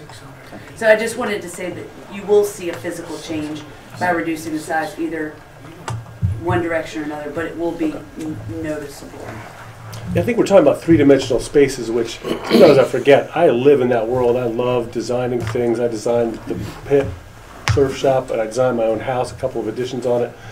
So I could think in volumes, and I see it, and I forget that not everybody can really see that. So I think because we really only have a couple really bulky structures on finite lots that have these high ratios, that it's hard for people to get their head around. So it's funny, I just spitballed this. I can't believe I had never done this before. My house is a little under 3,000 square feet on 15,000. That makes it a 0.2. The pit, which everybody says looks big, I mean, what do you think? The pit, the two buildings look kind of bulky on that lot. You can park underneath them. But by FAR, it's 7,000 square feet on 28,000. That's a 0.25. You know, that's maxed out. My business can't be any bigger because there's no room to go with, and I've got to have septic and parking and all that other stuff. But because of the different needs and rules of multifamily dwellings, you can, and as Croatan, we only bring up Croatan Center because they so deftly used it to its maximum advantage. We're able to see what is possible. And it's a beautiful building, but not everybody's going to build a beautiful building. But you can't deny that if you just made a black box that was that size, it's a big box on a small lot. And here's another one. If you have a house in Avalon, right, those houses are crammed close together. It looks bulky. It doesn't look like a nice single-family dwelling neighborhood like any number of neighborhoods like mine where you've got beach boxes on, 85 by 150 or whatever. Those are 500 by, or those are 50 by 100, 5,000 square feet. 1,000 square foot beach box on that would be a big beach box. That's a 0.2.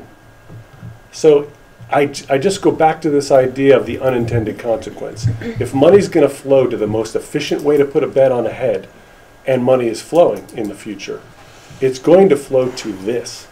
And it's going to blot out the sun. I don't mean to be hyperbolic. Okay, yeah, I did. I meant to be hyperbolic right there.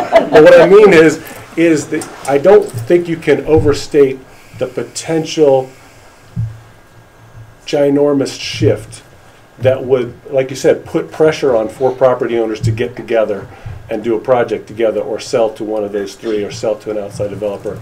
I see if you had FAR and you said this 0.6 FAR is also going to apply to Avalon, that you'd immediately hit, whole streets would go down.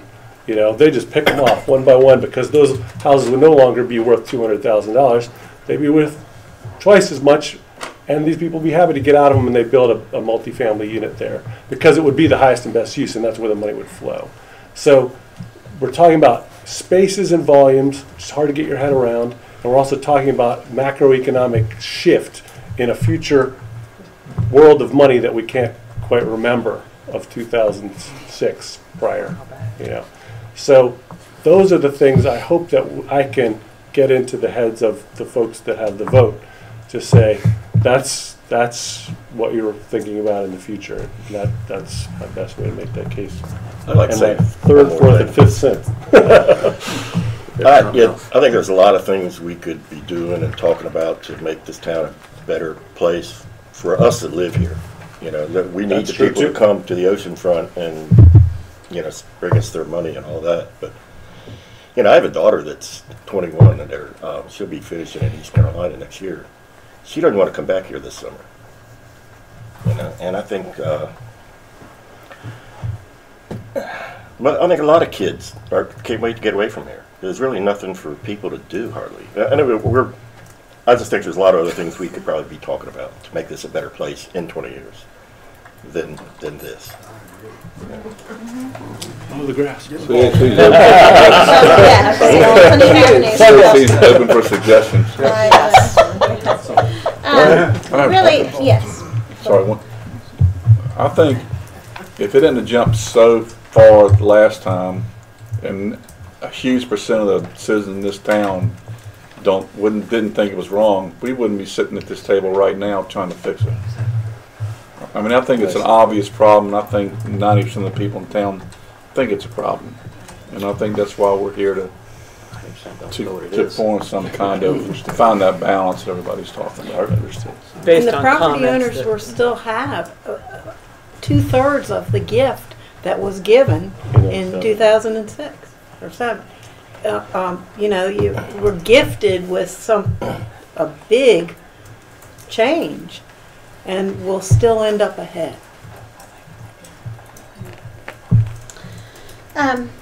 Well, as Eddie mentioned, I mean, really, we asked for everyone to convene, and at the end of the day, it comes back to the Board of Commissioners to make a decision. And I think my goal was to see if we could kind of keep this to an hour and a half. We still have opportunity for public comment, but unless there's other information or discussion that you as Board of Commissioners want, then I think we move to public comment and then have a wrap up. The summary is going to be, you know, for us to say, are we putting this back on the agenda to take action on as it is, or not? But if anyone wants to continue discussing this, we will. But if you feel like we've said everything, then let's move to public comment. Yes, it's done. Yeah. Okay. Stick a fork in it. Then let's go to public comment, and then we will wrap that. So, this public comment is just like all of our public comments when we host them at our regular meetings. You're welcome, if you would like to speak at public comment, to approach the podium, identify yourself by name and address, please. We ask, especially since there's a number of you in the room, to limit your comments to 3 minutes if you're speaking as an individual, or 5 minutes if you're speaking on behalf of a group. So is there anyone that would like to speak at this public comment time?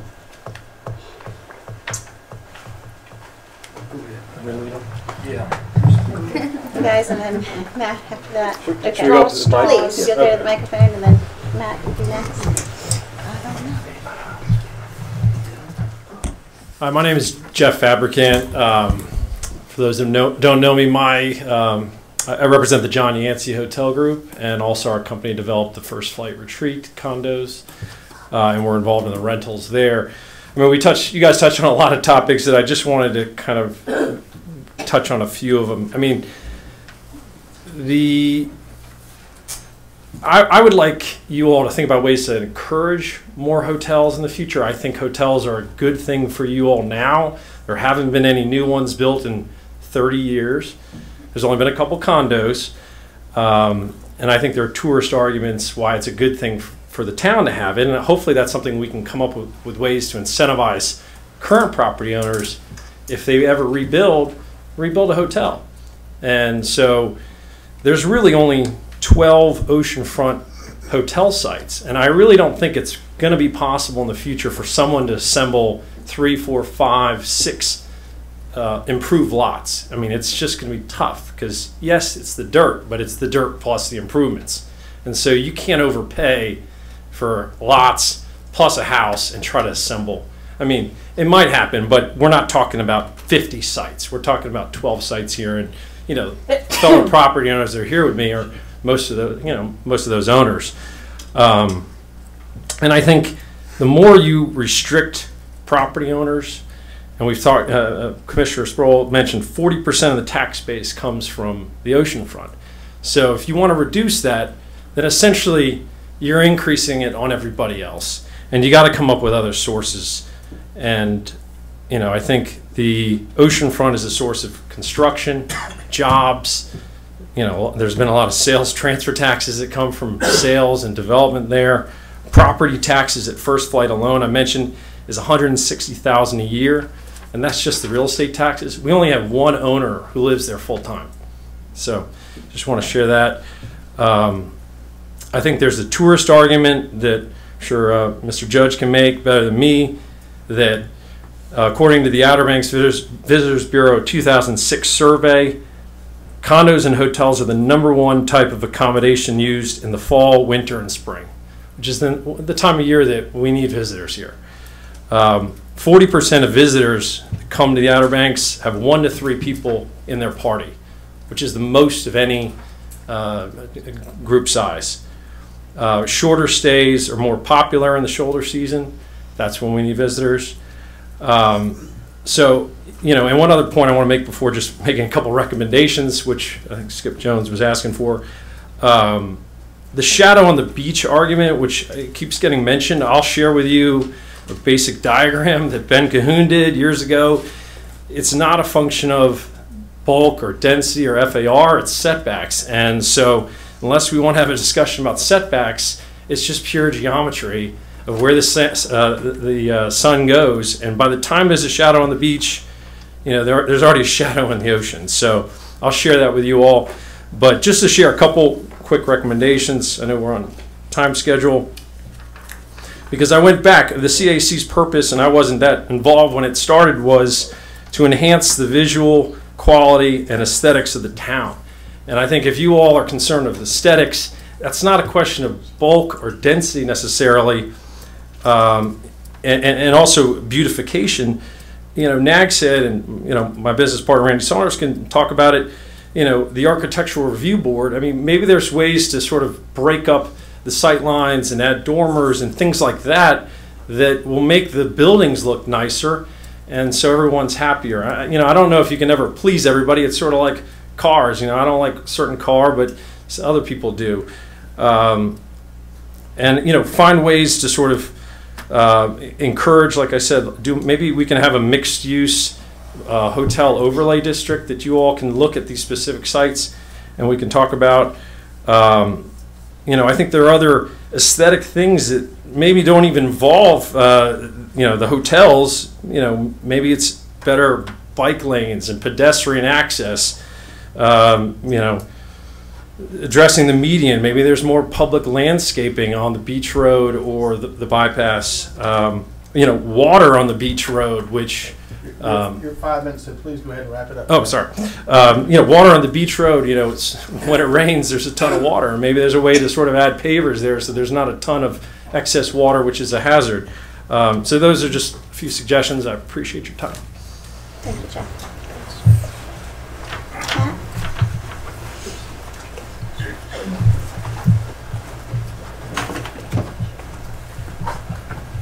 Matt Walker, 439 West Walker Street.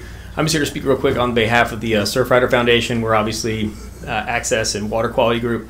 I heard differing points on what this would do for access, so I would encourage you, whatever decisions you make, that you do promote access to the beach, because obviously that helps everybody, at least everyone that doesn't live on the oceanfront. Also, I don't know how this impacts water quality, but that's obviously a big issue here. It gets worse. I wouldn't know about every year, but it's certainly worse than it was 20 years ago. I can speak to that personally. So whether it's this decision or any decision moving forward when it comes to development, just keep in mind that density does make for worse water quality, and anything you can do to mitigate that is probably a positive thing, just not for the people who live here, but people who want to come live here and recreate. That's about the extent of it. Thank you very much. Thank you. Warren? Thank you. I'm Warren Judge. I represent Wilbur Wright Associates, which owns and operates the Days Inn Oceanfront, Wilbur and Oliver Wright, and the cottage court there. CNS Realty, which operates the Marina Motel, and First Flight Associates, which is a development company that we have. There are lots of things I would love to, Mayor, get into conversations with you all about. Lots of good points that made tonight, but we're all dealing with eras, different times. Properties were built at different times. We've had beach erosion. Meredith made lots of good points about the Sea Ranch. We have the motel right next to it.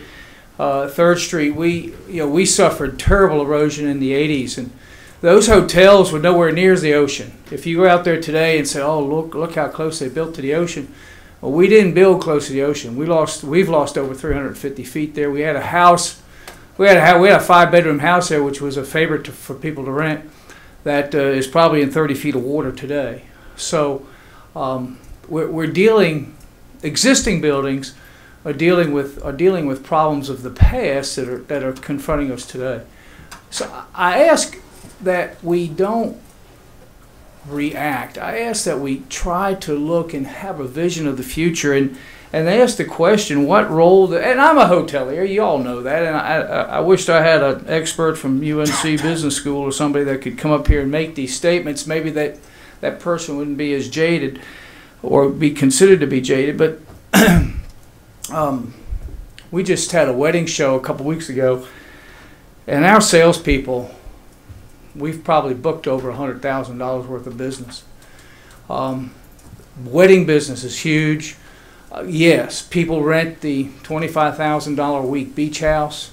That is part of the experience, but not everybody stays there. If you have 50 people coming to your wedding, or if you have 50 different families coming to your wedding, they're not all staying in your beach house.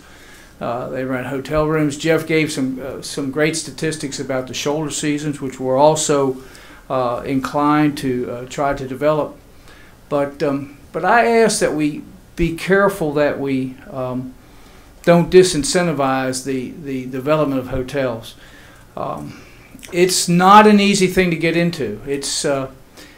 There were some, Ben, I'd love to have a discussion with you sometimes on the economics because I completely disagree with everything you said. But we don't need to. I don't need to chew up my 10 minutes tonight, Greg. And I lost my train of thought. I'm sorry, but it's not an easy investment. It's not at all.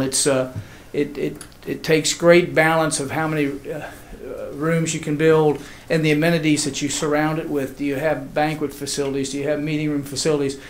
Facilities that will be used by the community as well as the visiting public. So it's not an easy thing to do. I asked you back at the public hearing for y'all to also consider separating multifamily and hotels, because although they look the same on the surface, they're completely different. If I build a hotel, I'm renting time and space. If I build a multifamily structure, I'm dealing with real estate that's marketable, that could have multiple owners at the end of its development life, and is used, certainly goes into a rental program, but is also used as a residence for a second residence or maybe even a third residence.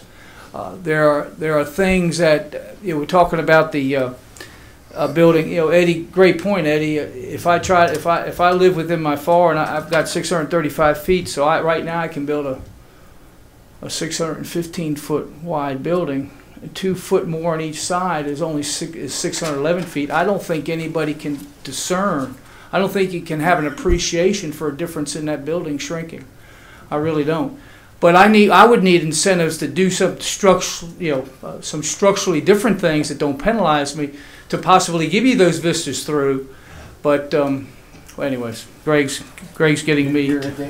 But anyway, please wrap it up when you have. Yes, sir.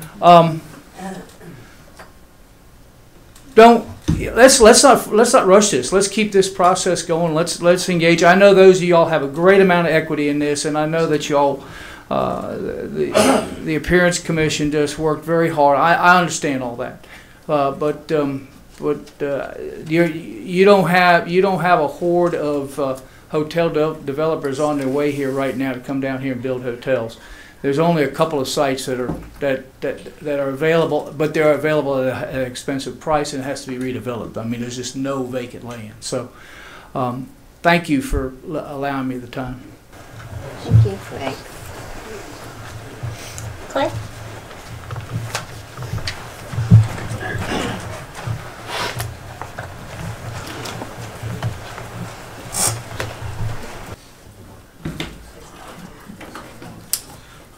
Good evening. I represent the Shutters Hotel and my partner, Evelyn Octavio. And I guess first, I want to thank all of y'all for serving on boards and putting your time and effort into this. And, it takes a lot to do that. And, I'm sorry that personally we came up at the last minute, the 11th hour, wanting to stop stuff. So I kind of wanted to get that out. I did a lot of thinking after the last meeting, and Greg had mentioned that, if we had a catastrophic or we had a fire that burnt down our hotel, it would be burning down a hotel that was built in 1970. 2/3 of our rooms are very small rooms, and it would not be economically for us to build back that structure of what we have today at 0.30, FAR. It just wouldn't pay. So I've talked to my partner, and we've given this thing a lot of thought, and if that happens, have no choice but to tear our structures down and sell to a homeowner. I mean, there's no way that you can build a hotel back, especially if you're going to lower this far, because you've got to have a minimum of 90 rooms of decent size, because people today, tourists today, have changed from 40 years ago. They would come down and stay in Cavalier, where you have small rooms, but today they want larger rooms. They want, all the amenities. If they feel like they're paying $250 a night, they want everything. They want us to come up there and even serve them breakfast, but it's not going to happen. So I would ask that Warren touched on a lot of things, and I would ask that you try to think about a hotel overlay district. And I've listened to a lot of comments about sight lines, and I know the appearance community is for landscaping and making your place look good. It's very appealing, and I think those type of structures look good in this town. So I actually had an exhibit done that would bring in the sight lines where you could really see the ocean, but you'd have to go up 5 stories. But in that, you would have a compact building. You would go up 5, and I did this. I had this drawn out. I don't think I'm broad enough to go around, but you can pass those out. And those color codes tells you what each one represents. How many stories are you currently? If you look at the yellow, that's what we have today. And the parking lot's the same. And the orange is existing right now. If we had a catastrophic damage, we would not build back a lot of this yellow. It just would not pay. So my idea is to go up 5 floors. You can see we would end up being at 0.57. But at that point, we could give the town a 20-foot easement. Then you're talking an easement. A 5-foot easement with the plants that you've got to do and the landscaping. I mean, how are you going to cross 5 feet? So my point is, look at this thing and understand that from a hotel standpoint, you cannot build a hotel back that you have and make it work. So I would just ask you to take this drawing and really consider it and, go from there. Thank you for your time. Thank you. You were under your time limit there, Mr. Nelson. My name's Clay Richardson. I was on the planning board when this was approved, and I was on the Community Appearance Commission when we forwarded it to the new planning board. Back when it was approved originally, the planning department recommended against the change, and the planning board was 7-zip to not approve it. To this day, we don't understand why it was approved, but it was. And back the survey before this, and I don't know why it was excluded on the new survey, but over 3/4 of the citizens did not want to see increased density on the ocean front, did not want to see it. And if we end up with a hotel district, a section, and we increase the density 3-fold, I'm not sure how our roads will handle it. We have trouble with all the visitors we get now. I'm glad we do have them. I probably couldn't afford to live here if we didn't have them. But if we increase it threefold, what's the infrastructure going to do? And Eddie, one of your comments, we like you. We just disagree on some things. So it's not a case of like or dislike. We just have different points of views. Okay, thank you.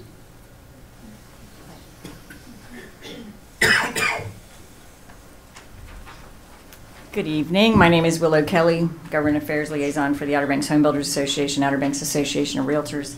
I'm here just to provide some input and just some comments for further discussion. Skip Jones is newly appointed to the Planning Board. He's also president this year of the Outer Banks Home Builders Association. I'm not sure if you knew that or not. So Skip's here on our behalf as well, and we thank him for taking the time to be involved in the committees that he served here in the town. A couple things. The Outer Banks Home Builders Association, they talked to a few commissioners, our legislative committee chair and whatnot, so I think this applies to commercial and multifamily, so as far as individual home building, not much of an impact. In talking to realtors about the impact, there are a few statements made with regards to the market at this time, and doesn't seem to be that much of a problem, so they're looking at it just from a market standpoint. In looking at some of the comments made here tonight with regards to viewshed, this has been something that has been discussed between both associations, and it has been discussed in other towns, and we get to the bottom of it, who owns the viewshed? When it comes to beach nourishment, nobody on the west side of the beach or even on the west side of the beach road wanted to pay for beach nourishment because they said the beach didn't really affect them. So when it comes to paying for it, nobody cares about the beach. If they have to pay for beach nourishment. And really, when they were looking at soundfront development and changing the size of structures in Nags Head, the viewshed came up a lot as to the viewshed from the cars going 50 miles an hour down the bypass, and what really were they seeing in their car in the passenger seat. What was the viewshed? So really, who owns the viewshed? The private property owns the viewshed. The private property has to pay the premium on the price of buying that property for the viewshed, and they also pay a premium in taxes for that viewshed other than the property across the street or further inland or on the west side of the bypass. So I'd just like to make that point. Commercial versus residential, there's a huge difference between commercial property and residential property. Commercial property, when you're looking at multifamily, you're looking at hotels, there is an extremely high amount of regulations that they have to comply with. If you call a residential structure commercial, of which there has been some discussion about looking at some of these vacation rental homes as commercial property, you get into a new financing bracket, you get into new ADA regulations. You're going to have somebody come and inspect a pool every day if you go to commercial property. So there's a big difference, and your commercial property owners, your hotels, your motel development owners, et cetera, have a whole different set of rules to comply with when it comes to that type of development. FEMA guidelines and whatnot and the market dictated large residential structures. Large residential structures prior to 2000, I want to say it was 9, when setback rules were changed for oceanfront development, which made residential setback rules the same as commercial setback rules, whereas the larger the residential structure, then the higher the setback rule. Residential development looked more advantageous marketably to build larger residential structures. That's why we didn't see any hotels or motels, because they had to be set back so far. Let me also bring into play here, there are powers higher than us, when I say that, the state and federal government, that impact a lot of this as well. And I'm just going to ask Eddie Miller, what's your flood insurance premium today? I think it's running about $10,000. If you sell your property tomorrow, what is the new owner going to have to pay? $40,000. That's going to have, I just want you to be aware of that, because you're talking about mom, pop, older businesses, older structures, trying to keep those. Ben, you touched on gentrification. You're not going to see these older structures because they can't, he has a piece of land. He doesn't have a business anymore. And when you look at that type of difference, you know, somebody else is going to come in. We're going to have to elevate structures. We're going to have to get into the discussion of height at some point in the future. President Obama, you know, I think there's a comment period on what came out Friday with ordering any project that gets federal dollars, and we don't know if that's going to apply to federally backed mortgages, to look at future climate change, sea level rise, et cetera. So we're going to have to talk about elevation of structures sometime in the future. So I just wanted to make you aware of that. I thought in the conversations I had with a few business owners, these older mom and pop businesses, oceanfront businesses, about what they were seeing as an impact. Flood insurance is huge. So I just wanted to share that. Thank you very much. Thank you, Willa. Is there anyone else that would like to speak? My name's Craig Berryman. I'm a local realtor. My folks own a small house on Arch Street, and it's a little beach box. Listening to the discussion today, one of the big things that I'm not hearing is there's a big unintended consequence about restricting development on the multifamily, on the ocean front, or on single family, and that's what it does to the tax base. Restricting that development, in essence, raises the taxes for the West Side owner. So I'm concerned about the taxes that my folks will pay, and it ties into an affordable housing issue. When we have a different market with higher values and the West Side is paying more, rent is going to be higher to cover the increased taxes that the oceanfront owners that currently pay those higher taxes, they're not going to be paying as much because they cannot develop as much. So as we're making these changes, or considering making these changes, if we could think about how it affects taxes for everybody. I know everybody wants a prettier town, but when you ask them, hey, can we have it prettier, but this is what it's going to cost you in terms of lost occupancy tax or lost property tax paid by the oceanfront owners, the numbers are significant, and that should definitely be considered. One other point, if current structures like the Croatan Surf Club become non-conforming by a change, there's an unintended consequence to the financing. If those properties are non-conforming, financing for a second owner to come in and buy, it may be much more difficult or expensive for them to be able to purchase that property. Thank you. Thank you. Anyone else want to speak? See any other hands? Okay. Okay. Thank you all for speaking, for those of you who did, and for the others for being here. As far as kind of summary and where we go, this is more now for the Board of Commissioners. Ultimately, it's our decision, and we need to direct staff whether we're putting this back on our agenda for our next meeting, which is actually next week, or for the March meeting. So at this point, what's the... Because this is not a forum to make a decision. You all probably know that, but in case the public does not, that this is not to make a decision on this tonight, but it is the next step. Where does this go for the Board of Commissioners? So. I think we should put it on the agenda for March, give us some time to think about it, and bring it up as was previously proposed and see where that goes. That sounds fine to me, but a little concerned with the word unimproved. I'd like just that clarified by the town attorney, just to make sure that the town is capable of putting something there if possible. Okay. Okay. So first meeting in March. We'll put it on the agenda. March 9th. March 9th. All right. March 9th. Okay. Thank you all very much again for being here. Thanks the board members. I appreciate pulling you out and keeping you here for a couple hours, but I won't be here on March 9th.